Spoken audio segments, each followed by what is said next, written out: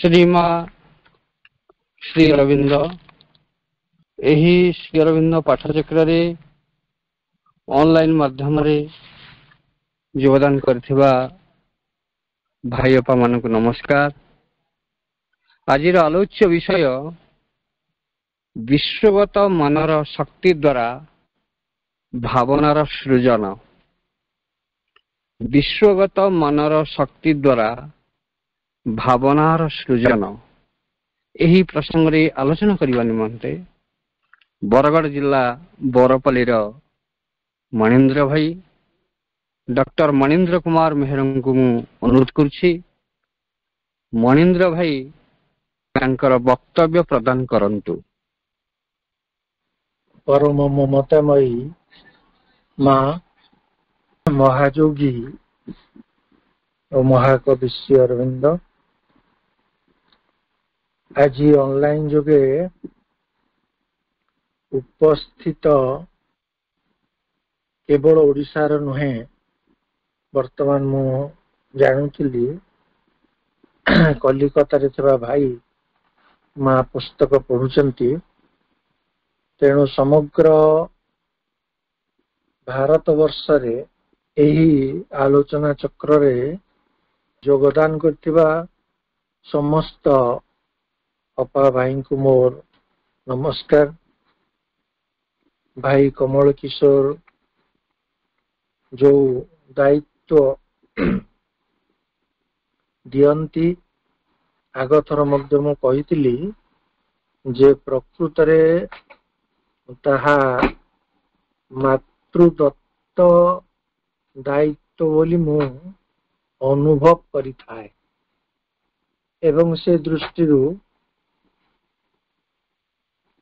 विषयटी केते कठिन किंबा केते सहज से विषय रे कौन सी भावना मो मन को प्रवेश करे नहीं। भाई कहती आपण गोटे विषय दियंतु। मु भाई को कहे जे मु नुहे भाई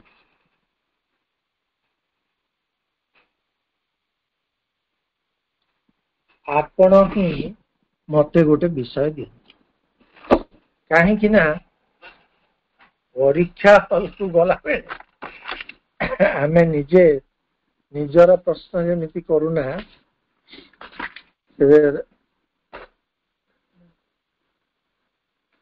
तेणु आमे ठीक सही भाव मु कमल किशोर भाई को कहता है जे आपण विषयटी दियंतु एवं से दियंती मते विषय मु निर्विचार रे ताहाकु ग्रहण करिनी। कारण मु विचार करिवा पई किए जे विचार करि देइचंती ताहा मध्यरे रहिछि मांकर स्नेहाशीष। तेणु विचार अनावश्यक बोली अनुभव करुथाए। आज माँ पुस्तक भाई जो पढ़ुतिले केते सुंदर कथा सब जे आमे आसक्त हेबा नहीं धन द्वारा कौनसी धनी पाखरे आमे जाई समर्पित हवा नहीं कि बसीभूत हवा नहीं। यही सबू तो होची यही जो आज टॉपिक जो रही विश्वगत मनर शक्ति द्वारा भावनार सृजन। विश्वगत मन कहले कौन ना विश्व को केंद्र करी जो मनटी गढ़ी उठी थाए विश्व को କେନ୍ଦ୍ର କରି ଯେଉଁ ମାନସିକ ଗଠନଟି ଆମ ଭିତରେ ହୋଇଥାଏ ତାହା ହେଲା ବିଶ୍ୱଗତ ମନ। ଯେତେବେଳେ ମନଟି କୌଣସି ସଂକୀର୍ଣ୍ଣ ସୀମାବଦ୍ଧରେ ନ ରହି ସମଗ୍ର ବିଶ୍ୱକୁ ପରିକ୍ରମା କରିପାରେ, ସେତେବେଳେ ତା ମନରେ ଗୋଟେ ଶକ୍ତି ଉତ୍ପନ୍ନ ହୁଏ। କାରଣ ମନ ଯେତିକି ସମ୍ପ୍ରସାରିତ ହେବ ନିଶ୍ଚିତ ଭାବରେ ନୂତନ ନୂତନ ଶକ୍ତିର ଅଭ୍ୟୁଦୟ ନିଶ୍ଚିତ ଭାବରେ ଘଟିବ। ଏଟା ପୁଣି ମନର କଥା କୁହାହଉଛି। ଏବଂ ତାପରେ ପରେ ତ ଯୋଉ ସୋପାନ ସବୁ ଅଛି ଆପଣ ଜାଣନ୍ତି। ତେଣୁ ମନରେ ଯଦି ଜଣେ ମାନେ ବିଶ୍ୱ ପ୍ରାଣ ହେବ, ଜଣେ ଯଦି ବିଶ୍ୱଗତ ହେବ, ତାହେଲେ ତା ଦ୍ୱାରା ତା ଭିତରେ ଏମିତି ଶକ୍ତି ସଞ୍ଚରିତ ହବ। ସେଟା କି ଶକ୍ତି? ନା ତାହା ହଉଛି ଗୋଟେ ସକାରାତ୍ମକ ଶକ୍ତି। ନକାରାତ୍ମକ ଶକ୍ତି କଦାପି ହୋଇ ନପାରେ। ତାହା ହେଲା ସକାରାତ୍ମକ ଶକ୍ତି। ସକାରାତ୍ମକ ଶକ୍ତିଟି କଣ? ନା ଆମେ ପ୍ରକୃତରେ ଅନୁଭବ କରିବା ସେ ସମୟରେ ଯେ ଆମ ଘରଟି ଯେମିତି ଗୋଟେ ସୁନ୍ଦର ଘର, ଆମ ଗାଁଟି ଯେମିତି ଗୋଟେ ସୁନ୍ଦର ଗାଁ, ଆମ ଜିଲ୍ଲାଟି ଯେମିତି ଗୋଟେ ସୁନ୍ଦର ଜିଲ୍ଲା, ବା ଆମ ପ୍ରଦେଶଟି ଯେମିତି ସୁନ୍ଦର, ଆମ ଦେଶଟି ଯେମିତି ସୁନ୍ଦର, ସେମିତି ସମଗ୍ର ପୃଥିବୀଟି ଏବଂ ସମଗ୍ର ବିଶ୍ୱ ବ୍ରହ୍ମାଣ୍ଡ ସବୁ ହଉଛି ପ୍ରକୃତରେ ସୌନ୍ଦର୍ଯ୍ୟର ଆଧାର। ଅନେକ ସମୟରେ ଚିତ୍ତ ଭାଇଙ୍କ କଥା ମନେ ପଡେ। ଏଇବେଳେ ସେ କହନ୍ତି ଯେ ଆମେ ସବୁ କହିବା କଣ ନା ଯେତେବେଳେ ହେଲା ଯୁଦ୍ଧ ହେଲା, ପୁରୁଷୋତ୍ତମ ଦେବ ଯେତେବେଳେ ଗଲେ କାଳିଆ ଆଉ ବଳିଆ, ଶ୍ରୀ ଜଗନ୍ନାଥ ଏବଂ ଶ୍ରୀ ବଳଭଦ୍ର, ସେମାନେ କଳା ଧଳା ଘୋଡାରେ ବସି ରାଜାଙ୍କ ସହିତ ଯୁଦ୍ଧ କରିବା ପାଇଁ ଗଲେ। ସେ ସେଥିପାଇଁ ଲେଖିଛନ୍ତି ଗୋଟେ ପ୍ରବନ୍ଧରେ ଯେ ଭଗବାନ କଣ ଏହା କରିବାକୁ ଅଛନ୍ତି, ଏଇ ସବୁ କରିବା ପାଇଁ? ଆମେ ଯୋଉ କହୁ सारे जहां से अच्छा, कौन सारे जहां से अच्छा? हिंदुस्तान हमारा। सबुठु सुंदर कौन? ना सबुठु सुंदर होची भारतवर्ष। भारतवर्ष पुणी सबुठु सुंदर किए? ना ओडिशा होची सबुठु सुंदर। ओडिशा भितर पुणी सुंदर किए? जोठी आमे रहुचु, जो जो जिल्ला रे आमे बा जो अंचल रे रहुचु, से अंचल होची सुंदर। ता भितर पुणी सुंदर किए? आम अनुष्ठानटी सुंदर ना। आम अनुष्ठानटी भितर पुणी किए सुंदर? मु होची सबुठारु सुंदर। तेणु ताकू जदि आमे व्याख्या करिबा, सेटा एई भली माने संकीर्ण होई होई आसी पहुंचीब निज भीतर। ତେଣୁ এইটা ଠିକ ତାର ବିପରୀତ ଭାବନା। ଗଙ୍ଗାଧର ମେହେର ଯୋଉ ମାତୃଭୂମି କବିତା ରଚନା କରିଛନ୍ତି, ସେ କବିତାରେ ସେ କହୁଛନ୍ତି ଯେ ଗୋଟିଏ ଶିଶୁ ଯେତେବେଳେ ନିଜ ଘରେ ଜନ୍ମ ନିଏ, ନିଜ ପିତା ମାତାଙ୍କୁ ଆତ୍ମୀୟ ସ୍ୱଜନଙ୍କୁ ଚିହ୍ନେ ଜାଣେ, ତାପରେ ପଡୋଶୀ ଘରକୁ ଯାଏ, ତାର ମମତା ଆଉ ଟିକେ ବିସ୍ତାରିତ ହୁଏ। ଗାଁକୁ ଯେତେବେଳେ ଜାଣେ, ସାହିକୁ ଯେତେବେଳେ ଜାଣେ, ସେ ମମତା ଆଉ ଟିକେ ବିସ୍ତୃତ ହୁଏ। ଯେତେବେଳେ ଗାଁ ବାହାରକୁ ଯାଏ, ସେତେବେଳେ ଗାଁ କଥା ଆହୁରି ଆହୁରି ମନେ ପଡେ। ବା ମୋ ଗାଁଟା ପ୍ରକୃତରେ କେଡ଼େ ସୁନ୍ଦର। ମୁଁ ଯେତେବେଳେ ଗାଁରୁ ବାହାରି ଆସିଲି, ସେ କଥାଟି ଅନୁଭବ କରୁଛି। ସେମିତି ସେ କହୁଛନ୍ତି ଯେ ଧୀରେ ଧୀରେ ଗୋଟେ ମଣିଷର ଚେତନା ପରିବ୍ୟାପ୍ତ ହୋଇଯାଉଥାଏ। ଚେତନା ତ କେତେ ମାନେ ମହାନ କଥା ହେଲାଣି।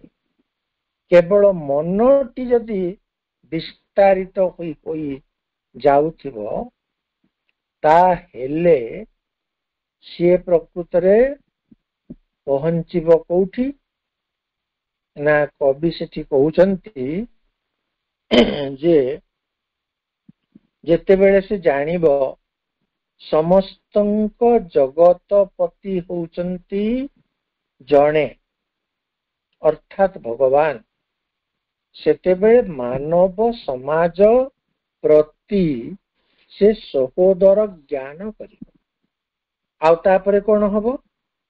ତାପରେ ଲେଖିଛନ୍ତି ଏଇ ଯୋଉ ପଂକ୍ତିଟା ସମସ୍ତେ ଯାହାକୁ ବୋଲୁଛନ୍ତି, ମାତୃଭୂମି ମାତୃଭାଷାରେ ମମତା ଯାର ହୃଦେ ଜନମୀ ନାହିଁ, ତାକୁ ଯଦି ଜ୍ଞାନୀ ଗଣରେ ଗଣିବା ଅଜ୍ଞାନ ରହିବେ କାହିଁ।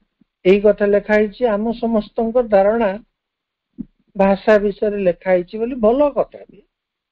ଭାଷାକୁ ନେଇ ଆମେ ତାକୁ ବ୍ୟବହାର କରିବା, ଉଦ୍ବୋଧିତ ହବା, ସକାରାତ୍ମକ ଚିନ୍ତନ ଦ୍ୱାରା ଅନୁପ୍ରାଣିତ ହବା, এটা କିଛି ଖରାପ କଥା ନୁହେଁ। କିନ୍ତୁ ସେଇଠି ଚିତ୍ତରଞ୍ଜନ ଦାସ ଯେତେବେଳେ ସମୀକ୍ଷା କରୁଛନ୍ତି ଗଙ୍ଗାଧରଙ୍କୁ, ସେ ଲେଖୁଛନ୍ତି ଏଠି ମାତୃଭୂମି ହେଉଛି ଗୋଟେ ସ୍ଥିତିସ୍ଥାପକ କଳ୍ପନା, ଯାହାର ଚେତନା ଯେଡ଼େ ତାର ମାତୃଭୂମି ସେଡ଼େ। ଆମେ କେମିତି କହିପାରିବା? ଯେ ଆମେ କହିପାରିବା କି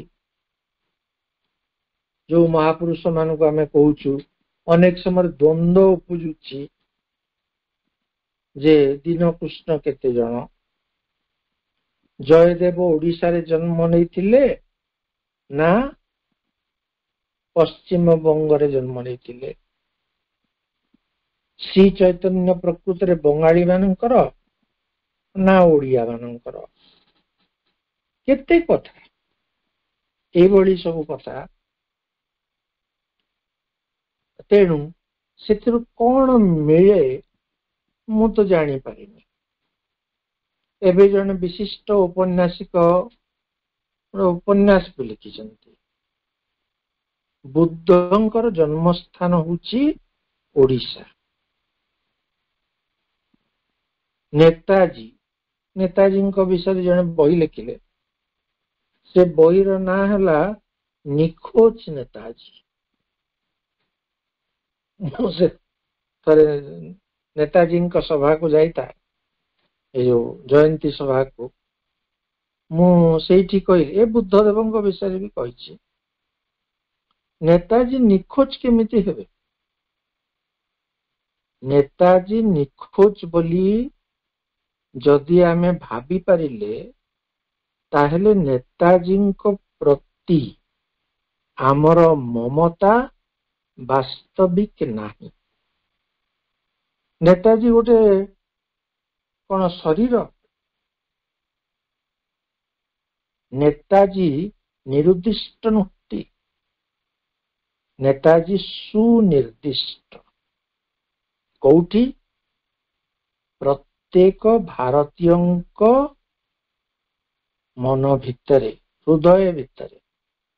ନିଖୋଜ କାହିଁକି? ସେ ଖୋଜି ଖୋଜି ଆସି ନିଜ ହୃଦୟ ଭିତରେ ତାଙ୍କୁ ଆବିଷ୍କାର କରିବାକୁ ପଡିବ।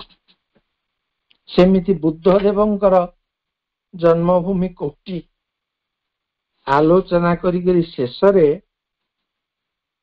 ପହଞ୍ଚିନୁ ଆମେ। ଐତିହାସିକ ମାନେ ତ ପହଞ୍ଚି ପାରନ୍ତି ନାହିଁ, କେଡେ କେଡେ ଗ୍ରନ୍ଥ ସବୁ ଲେଖା ହେଇଛି, କିନ୍ତୁ ବୁଦ୍ଧଦେବଙ୍କ ଜନ୍ମଭୂମି କୋଉଟା? ଯୋଉ ହୃଦୟରେ ଅହିଂସାର ଜନ୍ମ ନିଏ, ଯୋଉ ହୃଦୟରେ ଅନାସକ୍ତ ଭାବନା ଜାଗ୍ରତ ହୁଏ, ସେ ହୃଦୟ ହିଁ ହଉଛି ବୁଦ୍ଧଙ୍କର ଜନ୍ମ। ବୁଦ୍ଧ କୋଉ ଗ୍ରାମରେ, କୋଉ ଭୂମିରେ ଜନ୍ମ ହୁଅନ୍ତିନି, ସେ ହୃଦୟ ରୂପକ ଭୂମିରେ ଜନ୍ମ ହୁଅନ୍ତି। ଶ୍ରୀ ଅରବିନ୍ଦଙ୍କ ଜନ୍ମ କୋଉଠି? ଶ୍ରୀ ଅରବିନ୍ଦଙ୍କ ଶିକ୍ଷା କଣ? ବହୁତ କଥା। ଶ୍ରୀ ଅରବିନ୍ଦ ଇଂରାଜୀ ଶିଖିଲେ, ବଙ୍ଗଳା ତ ଜାଣିନଥିଲେ। ଭାରତକୁ ଫେରିଲା ପରେ ବଙ୍ଗଳା ଶିକ୍ଷା କରିଛନ୍ତି, ଆଉ ତାପରେ ବଙ୍ଗଳାରେ ଲେଖା ଲେଖି ମଧ୍ୟ କିଛି କରିଛନ୍ତି। ତେଣୁ ସେ ଇଂରାଜୀରେ ଲେଖିଲେ। ତାଙ୍କର ସାବିତ୍ରୀ ମହାକାବ୍ୟଟା ଇଂରାଜୀରେ ଲେଖା ହେଇଛି। ଆପଣମାନେ ଭାବନ୍ତୁ, ସେ ବଙ୍ଗଳାରେ ଯଦି ଲେଖିଥାନ୍ତେ ତାହେଲେ ତାହା କେତେ ଜଣଙ୍କ ପାଖରେ ପ୍ରକୃତରେ ପହଞ୍ଚି ପାରିଥାନ୍ତା। ଇଂରାଜୀରେ ଲେଖିଥିବା ଯୋଗୁଁ ସମ୍ପ୍ରତି ତାହା ବିଶ୍ୱବ୍ୟାପ୍ତ। ଯୋଉଠି ଯିଏ ଚାହିଁବ ତାର ଚେତନାରେ କିଛି ଅଗ୍ରଗତି ହଉ ବୋଲି, ଯଦି ବୁଝିବାକୁ ଚାହିଁବ ଶ୍ରୀ ଅରବିନ୍ଦଙ୍କ ମହାକାବ୍ୟର ମହତ୍ଵ କଣ, ତାହେଲେ ନିଶ୍ଚିତ ଭାବରେ ସେ ଇଂରାଜୀ ମହାକାବ୍ୟ ପଢିବ। ଗୋଟିଏ କଥା ଏଠି ବନ୍ଧନୀ ଭିତରେ କହୁଛି, କେହି କିଛି ଭାବିବେନି। ଯୋଉମାନେ ସବୁ ଇଂରାଜୀରେ MA କରିଥାନ୍ତି, ଏପରିକି ଇଂରାଜୀର ଅଧ୍ୟାପକ ଅଧ୍ୟାପିକା ହୋଇଥାନ୍ତି, ମାନେ ଇଂରାଜୀ ଯୋଉମାନେ ଭଲ କହିପାରନ୍ତି, ଲେଖିପାରନ୍ତି, ପଢିପାରନ୍ତି, ସେମାନେ ସାବିତ୍ରୀର ଗୋଟିଏ ପଂକ୍ତି ବି ବୁଝିବାରେ ଅକ୍ଷମତା ପ୍ରକାଶ କରନ୍ତି। ସ୍ୱୟଂ ମନୋଜ ଦାସ ତ କହିଲେ, ସାବିତ୍ରୀ ଅନୁବାଦ କରିସାରିଲା ପରେ, ଯେ ମୁଁ ଅନୁବାଦ କରିଛି ସିନା, ବୁଝିଛି କିଞ୍ଚିତ। ଅବଶ୍ୟ ସେଇଟା ତାଙ୍କର ନମ୍ରତାର ପରିପ୍ରକାଶ ହେଇପାରେ, କିନ୍ତୁ ଯୋଉମାନେ ଇଂରାଜୀ ଜାଣନ୍ତି ସେମାନେ ଯେ ସାବିତ୍ରୀର ସ୍ପନ୍ଦନକୁ ଅନୁଭବ କରିବା ପାଇଁ ସକ୍ଷମ, ସେ କଥା ମୋଟେ ନୁହେଁ। କାରଣ ଇଂରାଜୀ ଜାଣିଲେ ଜଣେ ଶ୍ରୀ ଅରବିନ୍ଦଙ୍କ ସାବିତ୍ରୀକୁ ବୁଝିପାରିବ ନାହିଁ, କେବଳ ଇଂରାଜୀ ଜାଣିଗଲେ। ଶବ୍ଦ ନୁହେଁ, ଶବ୍ଦର ପଶ୍ଚାତରେ ଯେଉଁ ସ୍ପନ୍ଦନ ରହିଛି, ଯୋଉ ଭାଇବ୍ରେସନ ରହିଛି, ତାର ଅନ୍ତରାଳରେ ଯେଉଁ ଅର୍ଥ ରହିଛି, ଯେଉଁ ସୌନ୍ଦର୍ଯ୍ୟ ରହିଛି, ଯେଉଁ କବିତ୍ୱ ରହିଛି, ସେ ସବୁ ସହିତ ନିଜକୁ ଜଡ଼ିତ କରିପାରେ ସିଏ ଯାହାର ଭାଷାଗତ ଜ୍ଞାନ ସହିତ ରହିଥାଏ ହୃଦୟର ନିର୍ମଳତା, ପବିତ୍ରତା ଏବଂ ଏକ ସମର୍ପିତ ଭାବ। କେହି ନ ବୁଝୁ ଗୋଟେ ଝିଅକୁ ଶ୍ରୀମା କହିଛନ୍ତି ଯେ ତୁ ଶ୍ରୀ ଅରବିନ୍ଦଙ୍କ ରଚନା ପଢି। ସେ ଝିଅ କିଛି ଦିନ ପରେ ଆସିଲା, କହିଲା ମା ଶ୍ରୀ ଅରବିନ୍ଦଙ୍କ ରଚନା କିଛି ମୁଁ ବୁଝିପାରୁନି। ସତ କଥା, ଆମକୁ ବୁଝିବାକୁ କଷ୍ଟ ହୁଏ, ଆମେ ବୁଝୁନା। ମୁଁ ତ ଶ୍ରୀମାଙ୍କର ସାହାଯ୍ୟ ନିଏ ସେଥିପାଇଁ।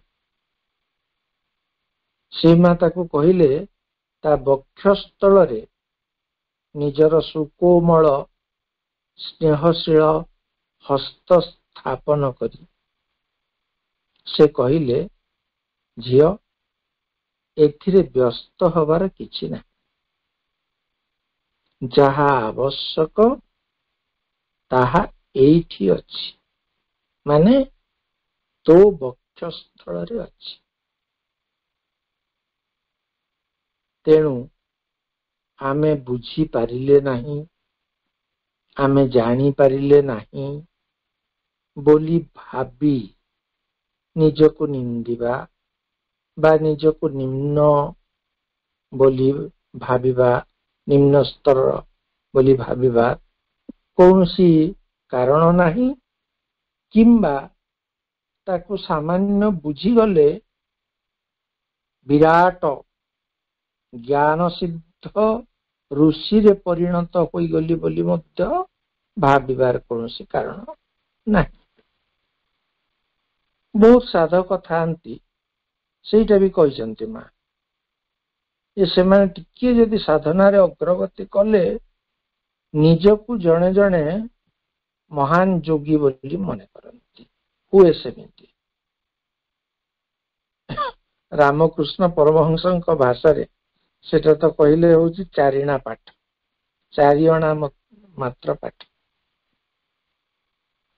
ତେଣୁ ସାମାନ୍ୟ ଟିକେ ଉନ୍ନତ ଅବସ୍ଥାକୁ ଆସିଲେ ଯିଏ ଯଦି ନିଜକୁ ମହାନ ଜ୍ଞାନ କରିବ, ସାଙ୍ଗେ ସାଙ୍ଗ ସେଇ ମୁହୂର୍ତ୍ତରେ ତାର ସମସ୍ତ ମହାନତା ଭୁଲୁଣ୍ଠିତ ହେଇଯିବ। ତେଣୁ ଆମେ ଯୋଉ ମଣିଷ ଭାବରେ ଜନ୍ମ ହେଇଛୁ, ମଣିଷକୁ ଶ୍ରେଷ୍ଠ ବୋଲି କୁହାଯାଇଛି। ମଣିଷକୁ ଶ୍ରେଷ୍ଠ ବୋଲି କାହିଁକି କୁହାଯାଇଛି ତାର ମଧ୍ୟ କାରଣ ରହିଛି, ବହୁତ କାରଣ। ତେବେ ମଣିଷ, ମୁଁ ଭାବୁଥିଲି କାଲି ବି, ମାନବେତର ଗୋଟେ ଶବ୍ଦ ସେ ସୃଷ୍ଟି କଲା। କଣ? ମାନବେତର, ମାନେ ମାନବ ଠାରୁ ଯୋଉମାନେ ଇତର। କିଏ କିଏ ମାନବ ଠାରୁ ଇତର? କୁକୁର, ବିଲେଇ, ମାଙ୍କଡ, ବୃକ୍ଷ ଲତା ସମସ୍ତେ ହଉଛନ୍ତି ମାନେ ତା ଠାରୁ ତଳେ। ଆଉ ସେ ତେଣୁ ହଉଛି ଶ୍ରେଷ୍ଠ। ନିଜକୁ ନିଜେ ଶ୍ରେଷ୍ଠ ବୋଲି କହିବା, ମଣିଷ ନ କହି କିଏ ଯଦି ଅନ୍ୟ କିଏ କହିଥାନ୍ତା ତାହେଲେ ତାର ଗୁରୁତ୍ୱ ରହିଥାନ୍ତା ଟିକେ। ଯଦିଓ ଆମେ ଜାଣୁ, ଯୋଉଟା ମା କହିଲେ ଶ୍ରୀ ଅରବିନ୍ଦଙ୍କୁ ଦେଖିବା ପରେ, ଯେ ସାରା ସଂସାର ଅନ୍ଧକାରାବୃତ ହୋଇଥାଉ, ସେଥିରେ କିଛି ଯାଏ ଆସେ ନାହିଁ। ମୁଁ ଯାହାଙ୍କୁ କାଲି ଦେଖିଲି ସିଏ ହିଁ ହଉଛନ୍ତି ମାନେ ଭବିଷ୍ୟତ ପୃଥିବୀର ମାଙ୍ଗଲ୍ୟ ସକାଶେ, ସୌନ୍ଦର୍ଯ୍ୟ ସକାଶେ ଏକ ଦୀପ୍ତ ଆଭାସ। ମୋ ଭାବରେ ମୁଁ କହୁଛି, ମା ତାଙ୍କ ଭାବରେ ସେଟା ଲେଖିଛନ୍ତି। ତେଣୁ ମୋର କହିବାର ଅର୍ଥ ହଉଛି ଯେ ଶ୍ରୀ ଅରବିନ୍ଦ ବି ଗୋଟେ ପ୍ରବନ୍ଧ ଲେଖିଛନ୍ତି, ତାର ନାଁ ହେଲା ଇଣ୍ଟରନ୍ୟାସନାଲିଜିମ୍। ଜାତୀୟବାଦୀ ଚିନ୍ତାଧାରାକୁ ଆଧ୍ୟାତ୍ମିକ ଦୃଷ୍ଟିରୁ ଏକ ସଂକୀର୍ଣ୍ଣ ସୀମିତ ଚିନ୍ତା ବୋଲି ଅଭିହିତ କରାଯାଇଛି। ଇଏ ତ ଆଧ୍ୟାତ୍ମିକ କଥା ଛାଡ଼ନ୍ତୁ, ସାଧାରଣ ଦୃଷ୍ଟିରୁ ମଧ୍ୟ ଯଦି ଆମେ ଦେଖିବା ତାହେଲେ କେହି କାହାଠାରୁ ଆମେ ଭିନ୍ନ ନହୁଁ ବୋଲି ନିଶ୍ଚିତ ଭାବରେ ଅନୁଭବ କରିବା। ଗଙ୍ଗାଧର ତାଙ୍କର ଗୋଟେ କବିତାରେ ଈଶ୍ୱର ଦ୍ରୋହୀ ବୋଲି ଗୋଟେ କବିତା ଲେଖିଛନ୍ତି। ସେ କହୁଛନ୍ତି କିଏ ଈଶ୍ୱର ଦ୍ରୋହୀ? ନିଜ ଦେଶ ପରଦେଶ ଜ୍ଞାନ କରେ ଯିଏ, ସିଏ ହଉଛି ଈଶ୍ୱର ଦ୍ରୋହୀ। ତେଣୁ ନିଜ ଦେଶ ପରଦେଶ ବୋଲି ଭାବିବା ମଧ୍ୟ ହଉଛି ଆମ ସଂକୀର୍ଣ୍ଣତାର ପରିଚୟ। ତେଣୁ ଯେତେବେଳେ ଆମର ମନଟା ପ୍ରକୃତରେ ବିଶ୍ୱଗତ ହୋଇଯିବ, ବିଶ୍ୱକୈନ୍ଦ୍ରିକ ହବ, ସର୍ବଦା ଗୋଟେ ଉଦାରତାର ଭାବ, ସର୍ବଦା ଗୋଟେ ସହନଶୀଳତା କେବଳ ନୁହେଁ, ଗୋଟେ ପ୍ରେମର ଭାବ, ଗୋଟେ ଆନନ୍ଦର ଭାବ, ନିଜକୁ ସମ୍ପ୍ରସାରିତ କରିଦେଉଥିବାର ଏକ ଭାବ ଅନୁଭୂତ। ଧନ ବିଷୟରେ ଆଜି ପଡିଥିଲା କଥା, ମୁଁ ଥରେ ଗୋଟେ ଆଲୋଚନା ଚକ୍ରରେ ସେ କଥା କହିବି, ମଜା କଥା କହିବି।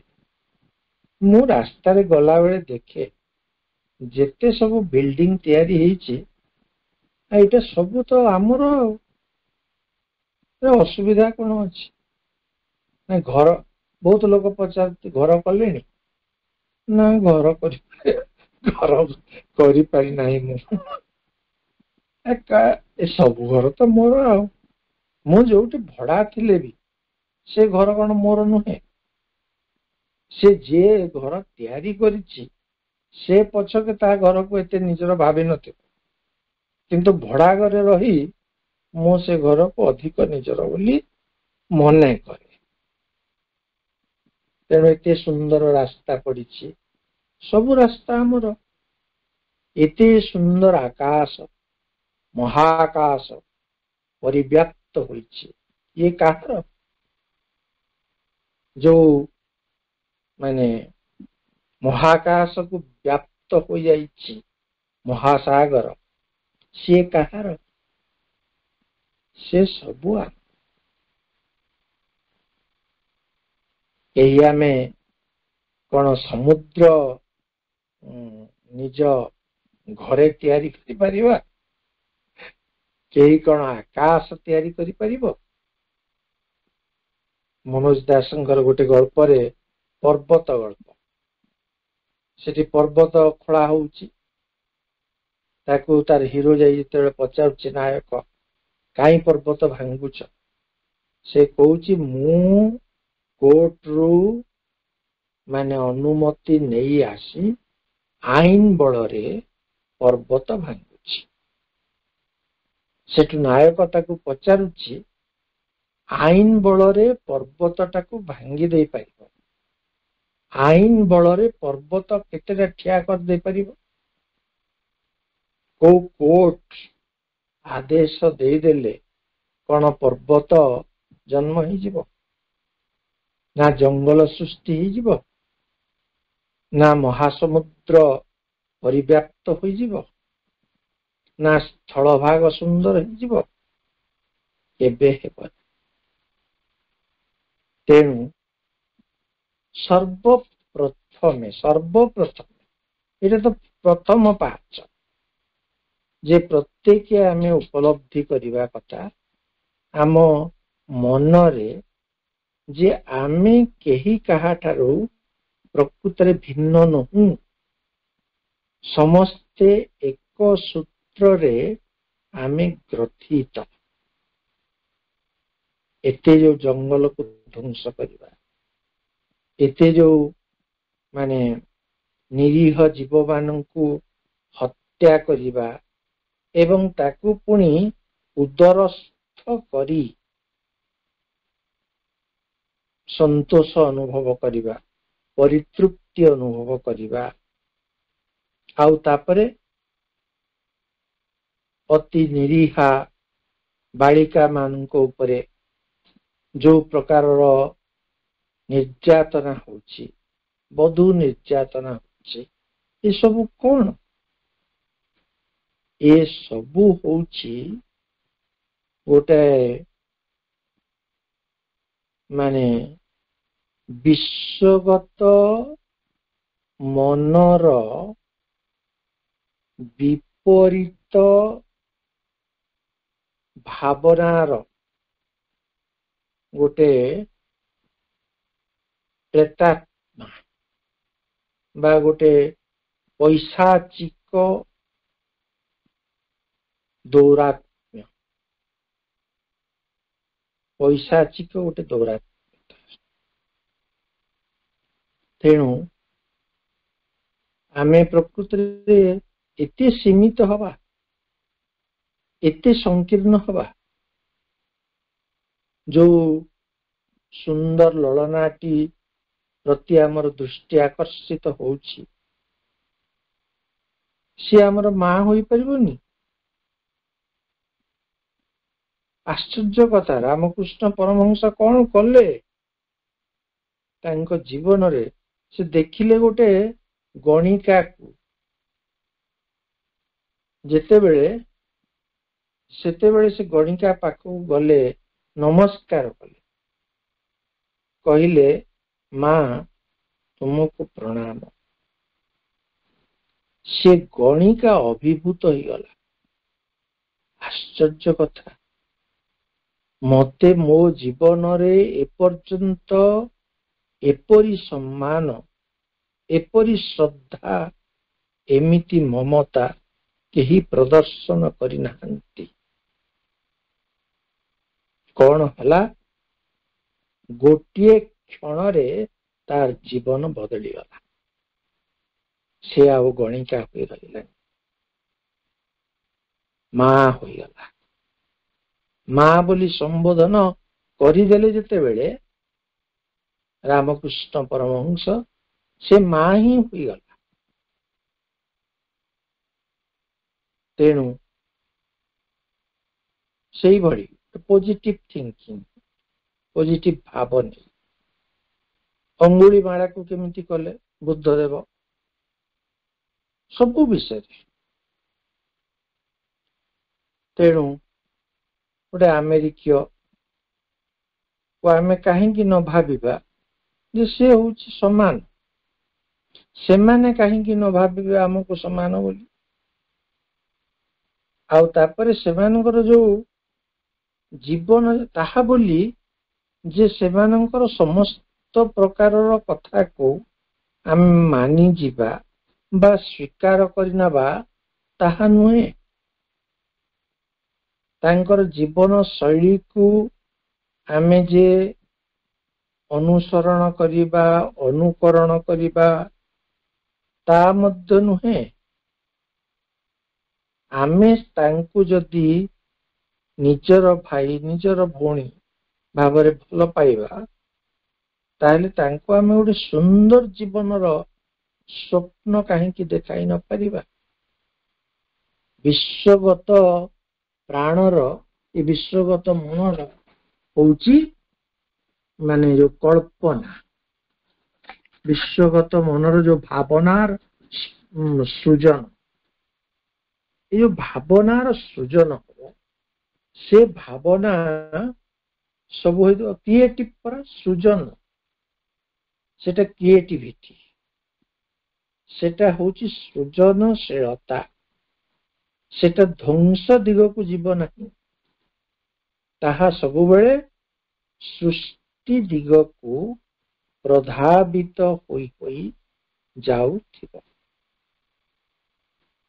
ତେଣୁ ଯେତେ ମଣିଷ ତାର ମନକୁ ବିସ୍ତୃତ କରିବ, ବିସ୍ତାରିତ କରିବ, ସେତିକି ସେତିକି ସେ ବିଶ୍ୱ ମଣିଷରେ ପରିଣତ ହେବ। ବିଶ୍ୱ ପରିବାର ଆଜି କୁହାଯାଉଛି, ଗ୍ଲୋବାଲ ଭିଲେଜ କଥା କୁହାଯାଉଛି। ଗ୍ଲୋବାଲ ଭିଲେଜ ବିଶ୍ୱ ପରିବାର ପରେ ସମଗ୍ର ବିଶ୍ୱ ଗୋଟିଏ ପରିବାର। ଏହି ଯୋଉ ସୃଜନଶୀଳ ଚିନ୍ତନଟି କେତେବେଳେ ଆସିବ ନା ଯେତେବେଳେ ଜଣେ ଜାତି ଧର୍ମ ବର୍ଣ୍ଣ ନିର୍ବିଶେଷରେ ସମସ୍ତଙ୍କ ପ୍ରତି ଗୋଟେ ସହାନୁଭୂତି ଅନୁଭବ କରିବ। ତାର ଶିରାରେ ଶିରାରେ, ତାର ପ୍ରତିଟି ରକ୍ତବିନ୍ଦୁରେ ଅନୁଭବ କରିବ କେହି ମୋ ଠାରୁ ଅଲଗା ନୁହନ୍ତି, ସମସ୍ତେ ମୋ ସହିତ ସଂଲଗ୍ନ ହୋଇ ରହିଛନ୍ତି। ମୁଁ ଯାଇନପାରେ ଆମେରିକା, ଅନେକ ଲୋକ କହନ୍ତି, କେତେଟା ଦେଶ ଗଲେଣି, ବହୁତ ଲୋକ ଅଛନ୍ତି ସେମାନେ କହନ୍ତି ମୁଁ 8ଟା ଗଲିଣି, ସେ କହିବେ ମୁଁ 10ଟା ଦେଶ ଗଲିଣି। 25ଟା ଦେଶ ବୁଲି ଆସନ୍ତୁ, ବୁଲି ଆସିଲା ପରେ କଣ ହୁଏ? 25ଟା ଦେଶ ବୁଲି ଆସିଲା ପରେ ମଧ୍ୟ ଏଇଠି ଯେତେବେଳେ ଜାତି ଧର୍ମ ବର୍ଣ୍ଣକୁ ଜଗି ରହନ୍ତି, ସେମାନେ ଭୁଲି ଯାଇ ପାରନ୍ତି ନାହିଁ କୋଉ ଜାତିର ସେମାନେ, କୋଉ ବର୍ଣ୍ଣର, କୋଉ ଧର୍ମର ବୋଲି। ତାହେଲେ ତାଙ୍କର 25ଟା ଦେଶ ଭ୍ରମଣର ତାତ୍ପର୍ଯ୍ୟ ରହିଲା ପ୍ରକୃତରେ କୋଉଠି? କିଛି ଦରକାର ନାହିଁ। ଶାରୀରିକ ଭାବରେ ସମଗ୍ର ପୃଥିବୀ ଭ୍ରମଣ କରିବାର ମଧ୍ୟ କିଛି ପ୍ରୟୋଜନ ନାହିଁ। ଆଉ ସମଗ୍ର ବିଶ୍ୱ ବ୍ରହ୍ମାଣ୍ଡ, ଏଟା ତ ବୈଜ୍ଞାନିକ ମାନେ ଗବେଷଣା କରି ସବୁ ଜାଣିପାରୁନାହାନ୍ତି, କିନ୍ତୁ ଯୋଉମାନେ ପ୍ରକୃତରେ ମାନେ ଅତି ନିର୍ମଳ ସରଳ ହୃଦୟର, ସେମାନେ ସମଗ୍ର ବିଶ୍ୱ ପ୍ରଦକ୍ଷିଣ କରୁଥାନ୍ତି। କେତେ କ୍ଷଣ ଲାଗିବ କହିଲେ? ଏଇଠୁ ଯେତେବେଳେ ଆମେ ଦେଖୁଛୁ ପୃଥିବୀରୁ ଆକାଶ ବକ୍ଷରେ ଏତେ ତାରକା ଅଛନ୍ତି, ସେ ତାରକା ପାଖକୁ ପହଞ୍ଚିବା ପାଇଁ ଆମକୁ କେତେ କ୍ଷଣ ଲାଗିବ? ମନ ପରେ, ଆମର ମନ ଏତେ ତୀବ୍ର ଗତିରେ, ମାନେ ଗତିଶୀଳ, ସଞ୍ଚରଣଶୀଳ, ସାଙ୍ଗେ ସାଙ୍ଗ ଗୋଟିଏ ମୁହୂର୍ତ୍ତରେ ସେ ଯାଇ ମହାକାଶର ନକ୍ଷତ୍ରକୁ ସ୍ପର୍ଶ କରି ଆସିବ, ତାର ଔଜ୍ଜ୍ୱଲ୍ୟକୁ ନେଇ ଆସିବ। ଏତେ କ୍ଷମତା ଅଛି ତା ଭିତରେ। ତେଣୁ ସୃଜନାତ୍ମକ ଭାବନା ଏକ ସକାରାତ୍ମକ ଭାବନା, ଏକ ସୌନ୍ଦର୍ଯ୍ୟମୟ, ଏକ